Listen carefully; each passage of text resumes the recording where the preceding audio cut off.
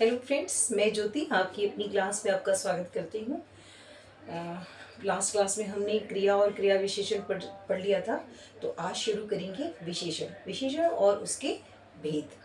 ठीक है, मेरे द्वारा ये बनाए गए वीडियो पसंद आ रहे हैं तो प्लीज़ लाइक सब्सक्राइब और शेयर करना ना भूलें। ठीक है, तो आज की क्लास बिना देर किए शुरू करते हैं विशेषण। ठीक है, चलिए।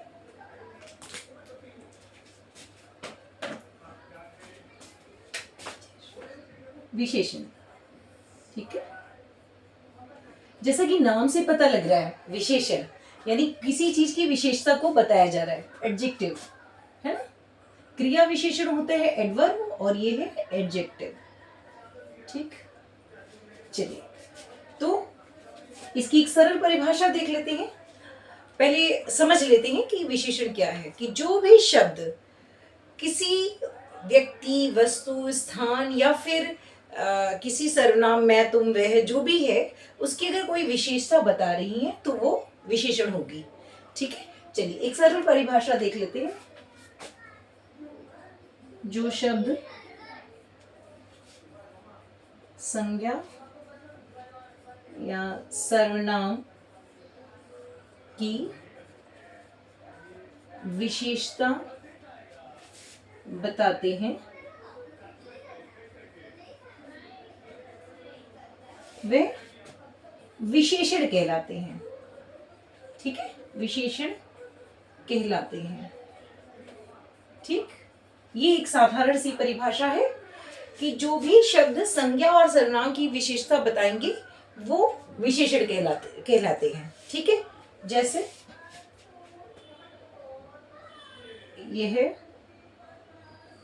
बड़ा वृक्ष है। ठीक है, यह बड़ा वृक्ष है। तो वृक्ष वृक्ष है आपका संज्ञा और उसकी विशेषता कौन बता रहा है? बड़ा, है ना, बड़ा शब्द। ठीक है, वृक्ष तो कैसा भी हो सकता है पर बड़ा स्पेशली लगा है, इसलिए इसका क्या अर्थ हुआ कि ये विशेषण शब्द है। ठीक है, और देखिए जैसे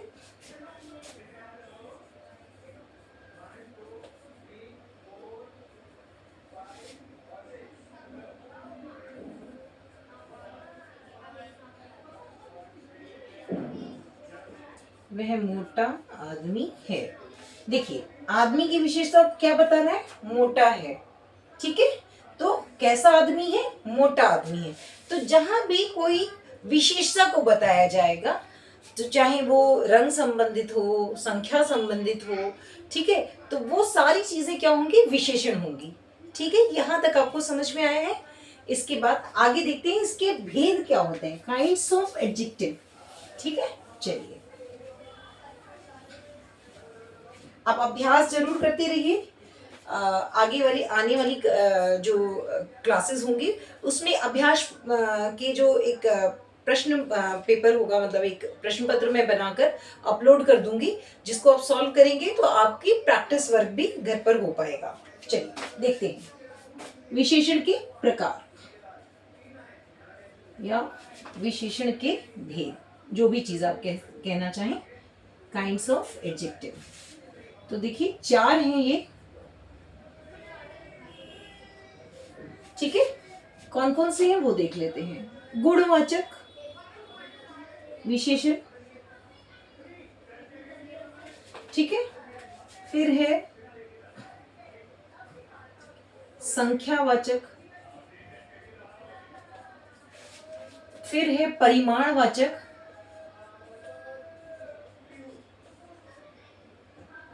और फिर है सार्वनौमिक।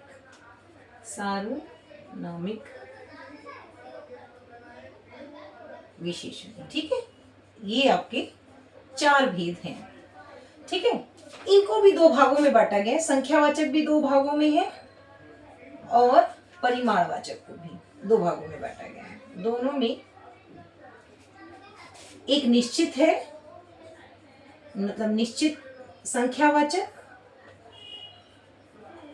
और अनिश्चित संख्यावाचक। ठीक है, एक एक को डिफाइन करूंगी मैं, जल्दी जल्दी करा देती हूँ। निश्चित संख्यावाचक और अनिश्चित संख्यावाचक, अभी अभी सभी चीजों को एक एक बार मैं क्लियर करूंगी। निश्चित परिमाणवाचक, परिमाणवाचक और अनिश्चित परिमाणवाचक। ठीक है,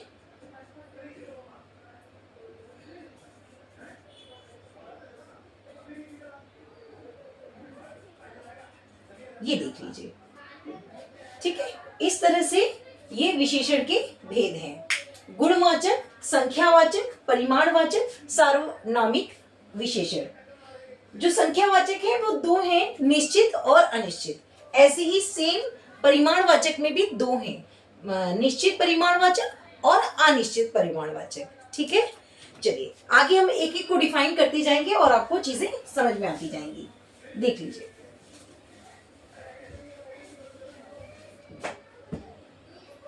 देखिए, गुणवाचक,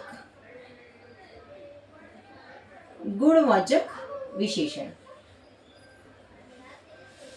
समझते हैं क्या होते हैं। जैसे जिन भी शब्दों से हमें किसी संज्ञा या सर्वनाम के गुण, गुण का मतलब सिर्फ क्वालिटी, अच्छी क्वालिटी से नहीं है, उसकी बैड क्वालिटी भी हो सकती है। ठीक है, तो कोई चीज खराब है वो भी उसका गुण है कि भाई खराब है।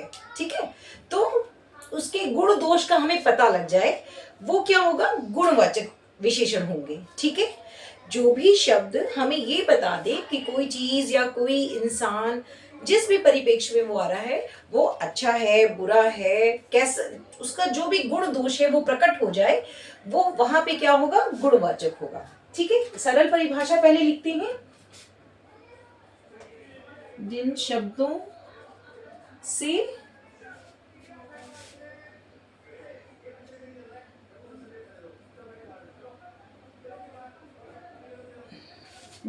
से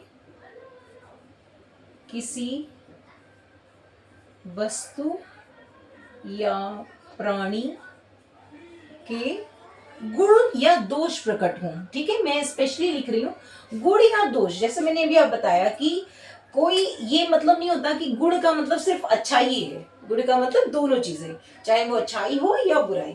तो गुण दोष प्रकट हो, वहां पे गुणवाचक होगा, प्रकट हो। ठीक है, तो वहां पे गुणवाचक विशेषण होगा। जैसे देखिए, रोहन स्वार्थी है। ठीक है, तो रोहन का गुण क्या पता लग रहा है कि वो एक स्वार्थी है। ठीक है, ठीक है, सेल्फिश है। ठीक, तो ये आपको उसका दोष है या गुण जो भी है वो आप इसमें बता सकते हैं कि रोहन एक स्वार्थी है। ठीक, अब जैसे मैंने एक पहले उदाहरण लिखा था, ये है मोटा वृक्ष है ना, वृक्ष है। ठीक है, यह एक मोटा वृक्ष है, तो मोटा होना, वृक्ष तो है, कैसा है, मोटा है, तो ये भी इसके गुण को बता रहा है। यह है लाल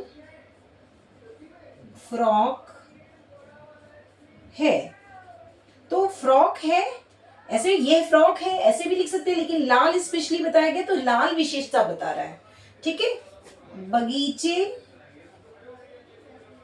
में सुंदर फूल खिले हैं। ठीक है, तो कैसे फूल खिले हैं, सुंदर फूल खिले हैं, तो सुंदर फूल को स्पेशली मार्क किया गया कि सुंदर फूल खिले हैं, तो सुंदर क्या हो गया, विशेषण शब्द हो गया। ठीक है, तो इस तरह से ये गुणवाचक है। ठीक, आसान है, आपको जैसे जैसे एग्जाम्पल आप करते जाएंगे सॉल्व, आपको ये चीजें आती जाएंगी। चलिए नेक्स्ट देखते हैं।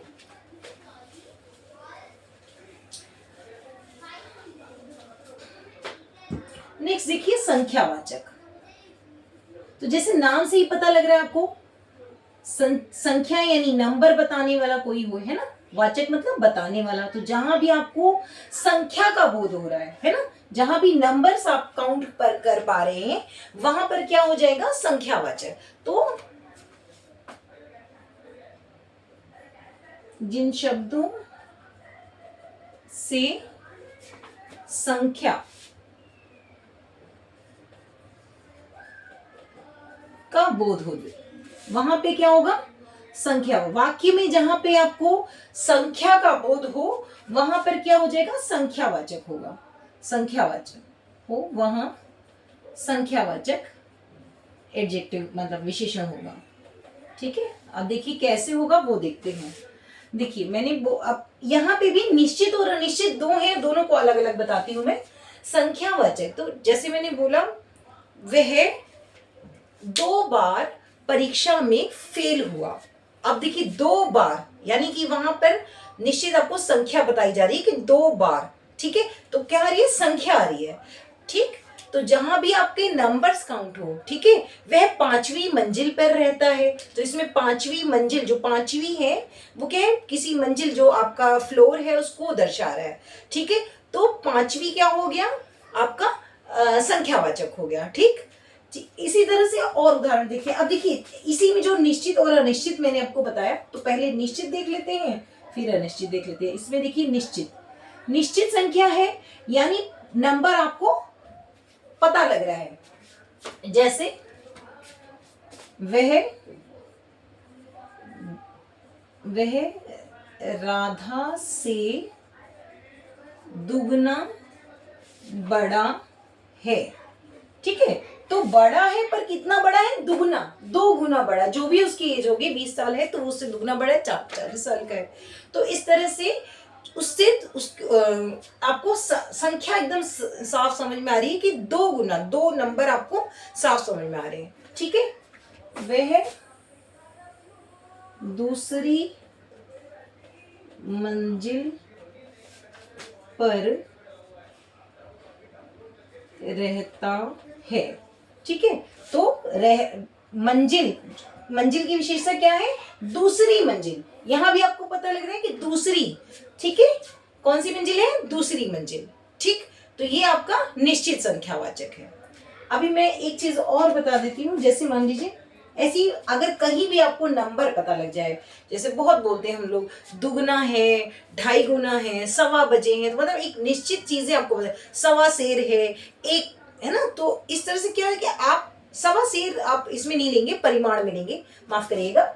जहां भी आपको संख्या, जो संख्या जैसे 1.15 बजे, तो ये क्या है, ये आप संख्यावाचक में ले सकते हैं। ठीक है, तो जहां भी इस तरह की चीजें आएंगी जो आप संख्या में, नंबर्स में काउंट कर सकेंगे, वो क्या होगी, जिनकी आप गणना कर सकेंगे, वो संख्यावाचक में नहीं।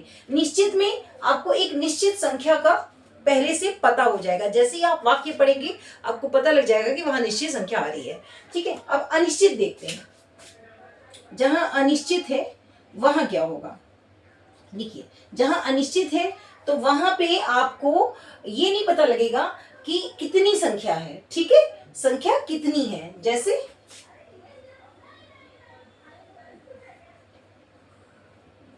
मेले में बहुत लोग हैं। ठीक है, तो यहां पे देखिए जो लोग हैं ये बहुत हैं। ठीक है भाई, जो लोग हैं क्या उनकी गणना की जा सकती है, मेले में है तो लोगों की गणना तो की जा सकती है, पर बताया नहीं गया कि कितने लोग हैं।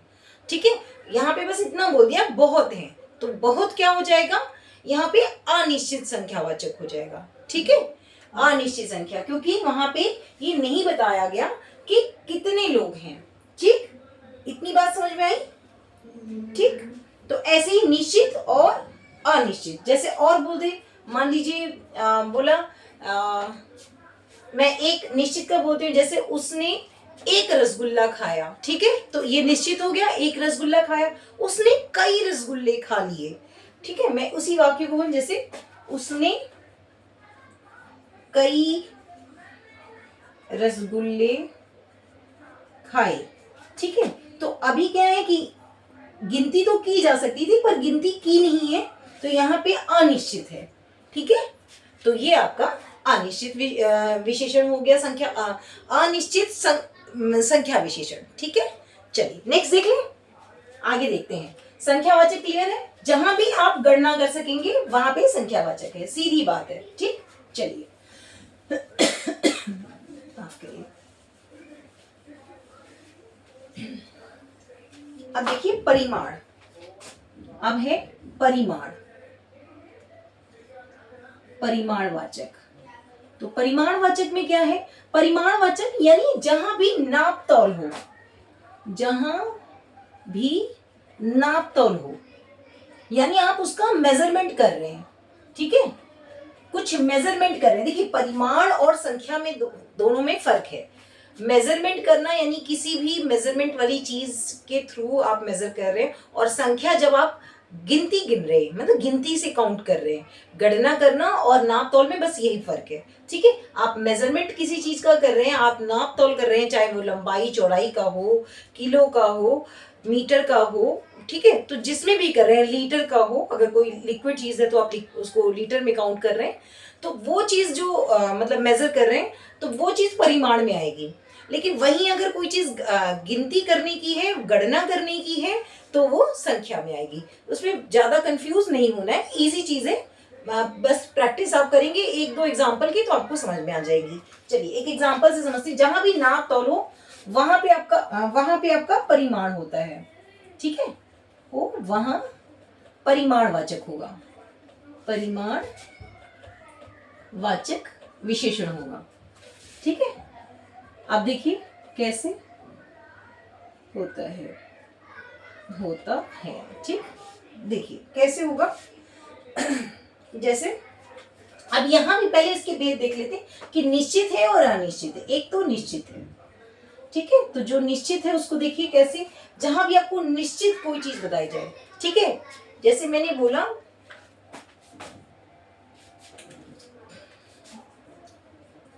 1 किलो चीनी ला दो, ठीक है, क्लियर है। 1 किलो, अब देखिए 1 किलो, किलो को आप किस में मेजर करते हो, मतलब एक मेजरमेंट से आप उसको एक तराजू से तौल सकते हैं कि 1 किलो चीनी चाहिए, ठीक है। तो ये आपका क्या हो जाएगा, ये हो जाएगा निश्चित परिमाणवाचक, ठीक है। अब वही अगर मैं लिख दूं अनिश्चित, मैं इसको नीचे लिख रही हूं, यहीं पे क्लियर हो जाएगा अनिश्चित और निश्चित। देखिए अगर मैंने लिखी थोड़ी चीनी ला दो, ठीक है, सेम सेंटेंस लिखा मैंने। 1 किलो चीनी ला दो यानी आपको एकदम निश्चित आपको माप मैंने बता दिया कि 1 किलो चाहिए, ठीक है। मैंने बोला थोड़ी चीनी, आप थोड़ी में कितनी थोड़ी, ये तो नहीं बताया कि 1 किलो चाहिए, 2 किलो चाहिए कि 500 ग्राम चाहिए, नहीं बताया। तो यहाँ पे एक जगह जहां पे निश्चित आपको नाप करके बताया जा रहा है, वहां पर हो जाएगा क्या, निश्चित। और जहां नाप नहीं है, जहां सिर्फ एक अंदाजा से आपको बताया जा रहा है, तो वहां पे क्या हो जाएगा, अनिश्चित, ठीक है। चलिए नेक्स्ट देख लीजिए, इसी का एक और उदाहरण मान लीजिए। वह 6 फीट लंबा है, ठीक है। अब यहां पे मैंने 6 बता के एक निश्चित आपको 6 फीट है ना, कि लंबा है, कितनी फीट लंबा है, 6 फीट, मैंने आपको एकदम निश्चित मेजरमेंट बता दिया। मैं यहीं पे लिख दूं वह बहुत लंबा है, ठीक है। अब कितना लंबा है, क्या है, ये नहीं बताया है ना, बहुत लंबा बस बोल के छोड़ दिया, बहुत लंबा है। अब कितना लंबा है ये तो नहीं बताया। तो जहां पे आपको अनिश्चितता का बोध हो, जहां आपको ये ना पता चले कि वो कितना मेजरमेंट में कितना है, वहां पर नापा तो जा सकता था, लेकिन नापा नहीं, बस ऐसे अंदाजे से बता दिया वो बहुत लंबा है। यहाँ पे लेकिन बता दिया कि निश्चित आपको लंबाई बता दी कि वे 6 फीट का है, ठीक है। तो क्लियर है, परिमाणवाचक जहां भी आपको मेजरमेंट पता लग जाए, ठीक है, यह लंबी इमारत है, यह 14 मीटर है या फिर इतने फीट लंबी है, कोई एक अंदाजा आपको बताया 19 फीट है, 20 फीट है, तो वहां पे आपका निश्चित और अनिश्चित अलग अलग हो जाएंगे, ठीक है। ये लंबी, ये बहुत बड़ी इमारत है, ठीक है। तो जब आपको निश्चित एकदम बताया जाए तो निश्चित में, जब आपको सिर्फ अंदाजे से बताया जाए कि लगभग इतनी है, तो वहां अनिश्चित, ठीक है। चलिए परिमाणवाचक हो गया, नेक्स्ट देखते हैं। तो हमने 3 विशेषण के 3 भेद पढ़ लिए, चौथा और लास्ट देखेंगे और इसके बाद क्लास समाप्त करूंगी मैं, ठीक है। तो बताइए चौथा कौन सा था, चौथा विशेषण कौन सा है? सार्वनामिक। ठीक है, चौथा मैंने आपको क्या बताया? सार्वनामिक। सार्वनामिक विशेषण। ठीक है, ये विशेषण। ठीक, तो इसमें क्या होता है, जैसे आपको देख रहे हो सर्वनाम, सर्वनामिक, सर्वनामिक है ना, सर्वनामिक, सार्वनामिक लिख दिया मैंने, सर्वनामिक। ठीक है, सर्वनामिक विशेषण क्या है? जहां भी कोई संज्ञा शब्द के जस्ट पहले सर्वनाम आ जाए, ठीक है, सर्वनाम ही उसकी विशेषता बताए, तो वो क्या हो जाएगा? सर्वनामिक विशेषण होगा। ठीक है, सर पहले एक परिभाषा लिख लीजिए, उससे आसानी होगी। लिखना नहीं है, माफ करिए, लिखना आपको कुछ भी नहीं है, सिर्फ आप क्लास को सुनिए, कंटेंट आपके पास ऑलरेडी है, आपको ज्यादा टाइम वेस्ट नहीं करना है। ठीक है, तो माफ करिए, लिखना नहीं है, आप सिर्फ देखिए। मैं एक सिंपल सी परिभाषा आपको बता देती हूँ। कौन सा सर्वनामिक? जब किसी संज्ञा शब्द के ठीक पहले, संज्ञा शब्द के ठीक पहले, बिल्कुल पहले, है ना, जस्ट पहले सर्वनाम शब्द आए, सर्वनाम शब्द ही वाक्य ही उसकी विशेषता बताए। ठीक है, ठीक है, किसकी? संज्ञा की। कोई संज्ञा शब्द है और उसकी विशेषता कौन बता रहा है? सर्वनाम बता रहा है। तो वहां पे सर्व बताए, तो वहां सर्वनामिक, सर्वनामिक विशेषण होता है। ठीक है, विशेषण होगा। ठीक, कंप्लीट कर दिया। जब भी कभी किसी वाक्य में क्या आ जाए? संज्ञा के जस्ट पहले, बिल्कुल संज्ञा के पहले आ रहा है क्या? बिल्कुल संज्ञा के जस्ट पहले कोई सर्वनाम शब्द आए और वही उसकी विशेषता बताएगा, वहां पे सार्वनामिक सार्वनामिक विशेषण होगा। देखिए, यह मेरी डायरी है। ठीक है, अब देखिए, डायरी, यह मेरी डायरी है, या इसको हम, एक मिनट रुकिए, माफ करिए, इसको मैं दूसरा लिखती हूँ। यह डायरी मेरी है। ठीक है, अब देखिए, डायरी क्या है? संज्ञा शब्द है। ठीक है, उसके जस्ट पहले क्या आया? यह क्या है? सर्वनाम शब्द है। ठीक, तो डायरी शब्द के डायरी यानी संज्ञा शब्द के जस्ट पहले सर्वनाम आया, यह डायरी मेरी है। तो यहाँ पे इसकी विशेषता, इस डायरी की विशेषता क्या है? किसी स्पेसिफिक कोई स्पेसिफिक है जो हम मुझे बता रहा है कि ये डायरी मेरी है। ठीक है, तो यहाँ पे क्या होगा? सर्वनामिक विशेषण होगा। ठीक, और देखिए, वह राधा का भाई है। तो ये जो वह है, ये क्या है? वह स्पेसिफिक बताया जा रहा है कि वह राधा का भाई है, तो वह जो है वो क्या हो जाएगा? सर्वनामिक विशेषण हो जाएगा। ठीक है, देखिए, राधा संज्ञा शब्द है और संज्ञा के जस्ट पहले सर्वनाम आया है, तो ये क्या हो गया? सार्वनामिक विशेषण हो गया। ठीक है, इतनी बात समझ में आई? और देख लीजिए, वह बंदर बीमार है। ठीक है, ठीक है, वह बंदर, बंदर है, बीमार भी है, और कौन सा? वह बंदर। ठीक है, हम किसी स्पेसिफिक बंदर की ओर इशारा करके बता रहे हैं, इंडिकेट करके कि वह बंदर बीमार है। तो ठीक है, ये क्या हो जाएगा? सार्वनामिक विशेषण हो जाएगा। तो जहां भी संज्ञा के जस्ट पहले कोई सर्वनाम शब्द आए और उससे उसकी विशेषता पता चल रही हो, तो वहां पे सार्वनामिक विशेषण होगा। ठीक है, तो आई होप आपको ये क्लास अच्छी लगी हो। प्लीज़ लाइक, सब्सक्राइब और शेयर करना ना भूलें, और अपने साथ दूसरों को भी लाभान्वित करें। और इसी आशा के साथ कि आपको आगे आने वाले वीडियो भी बहुत पसंद आए। इसमें एक डिग्रीज का चैप्टर है जिसको प्रविशेषण कहते हैं, वो होपफुली मैं अगली क्लास में लूँगी। तब तक के लिए बाय बाय, नमस्कार।